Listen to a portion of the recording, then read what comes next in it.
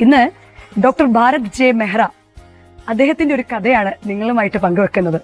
ഒരു രാജാവിന് അനേകം ആനകൾ ഉണ്ടായിരുന്നു. എന്നാൽ രാജാവ് യുദ്ധത്തിനായിട്ട് പോകുന്നത് തനിക്ക് ഏറ്റവും പ്രിയപ്പെട്ട, ഏറ്റവും അനുസരണമുള്ള, ഏറ്റവും സ്കില്ലുള്ള ഒരു ആനയുടെ പുറത്തിരുന്നായിരുന്നു. യുദ്ധത്തിന് ആനയോടൊപ്പം പോയി കഴിഞ്ഞ യുദ്ധങ്ങളിൽ ഒന്നും തന്നെ പരാജയപ്പെട്ട രാജാവ് കടന്നു വന്നിട്ടില്ല. അങ്ങനെ അനേക യുദ്ധങ്ങൾ കഴിഞ്ഞു. വിജയശ്രീ ലാളിതനായി രാജാവിന്റെ കീർത്തി നാട്ടിലെല്ലാം പരന്നു. രാജാവിന്റെ മനസ്സിൽ ഈ ആനയാണ് തന്റെ ഐശ്വര്യം. കാലങ്ങൾ കഴിഞ്ഞു, ആനയ്ക്ക് പ്രായം ചെന്നു. യുദ്ധമുഖത്തൊന്നും കൊണ്ടുപോകാൻ മാത്രം ആരോഗ്യം ഇപ്പോൾ ആനയ്ക്കില്ല. എന്നാലും രാജാവ് ഈ ആനയെ മാറ്റി നിർത്തില്ല. തന്റെ പടയോടൊപ്പം തന്നെ ചേർത്ത് നിർത്തി ആനയെ സന്തോഷിപ്പിക്കുകയും കൂടെ കൂടെ ആനയെ ചെന്ന് കാണുകയും ചെയ്തു.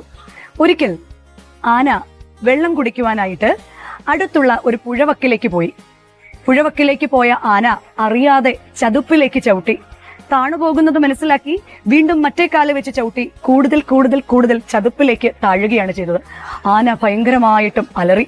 ആനയുടെ അലറിച്ച കേട്ട് ആളുകളെല്ലാം ഓടിക്കൂടി. രാജാവിന്റെ കാതിലും ആനയുടെ ഈ ചതുപ്പിലേക്കുള്ള താഴ്ചയുടെ വാർത്ത എത്തി. രാജാവ് അതീവ ദുഃഖിതനായി ഓടി വന്നു.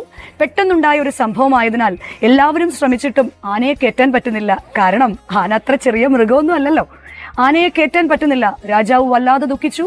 രാജാവ് കോപം കൊണ്ട് ജ്വലിക്കുകയാണ്. ഇത് കണ്ട് അന്തം വിട്ടു നിന്ന ആൾക്കാരെ കണ്ട് ആ വഴി പഴയ ഒരു മന്ത്രി കടന്നു വന്നു. അതീവ ബുദ്ധിശാലിയായ മന്ത്രി രാജാവിന്റെ ചെവിയിൽ പറഞ്ഞു, അല്ലയോ പ്രഭു, അടിയനൊരു കാര്യം ഉണർത്തിക്കട്ടെ, അവിടത്തേക്ക് ഹിതമെങ്കിൽ ചെയ്യണം. രാജാവിനോട് മന്ത്രി പറഞ്ഞതനുസരിച്ച് രാജാവ് പെട്ടെന്ന് തന്നെ ആഹ്വാനം കൊടുക്കുകയാണ്. ആരെവിടെ? കാഹളം മുഴങ്ങട്ടെ, യുദ്ധത്തിനായിട്ടുള്ള പെരുമ്പറ മുട്ടട്ടെ എന്ന്.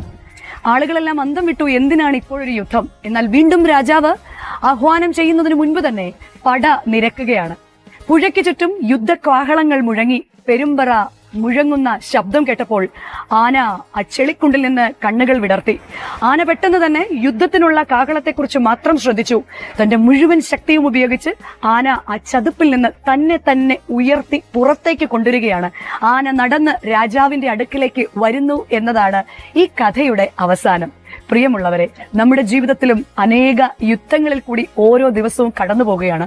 പുറത്തു നിന്ന് ആരെങ്കിലും വന്ന് നമ്മളെ എടുത്തുയർത്തുവാൻ വേണ്ടി നമ്മൾ അലിവുള്ള കണ്ണുകളിലേക്ക് നോക്കിക്കൊണ്ടിരിക്കുകയാണ്. പക്ഷേ ഈ കഥ നമ്മളെ പഠിപ്പിക്കുന്നത് ഉള്ളിൽ ഒരു പെരുമ്പറ മുഴങ്ങണം, ഉള്ളിൽ ഒരു കാഹളം പ്രഖ്യാപിക്കണം. നമുക്ക് ജീവിതത്തോട് പൊരുതിയേ മതിയാവും. പൊരുതി ജീവിതത്തെ വിജയിച്ച് ഏത് പ്രതിസന്ധികളെയും അതിജീവിക്കുവാൻ, ഞങ്ങളുടെ ഉള്ളിൽ ഉള്ള ശക്തിയെ പുറത്തു കൊണ്ടുവരുവാൻ ദൈവം എല്ലാവരെയും സഹായിക്കട്ടെ എന്ന് പ്രാർത്ഥിക്കുന്നു, ആശംസിക്കുന്നു.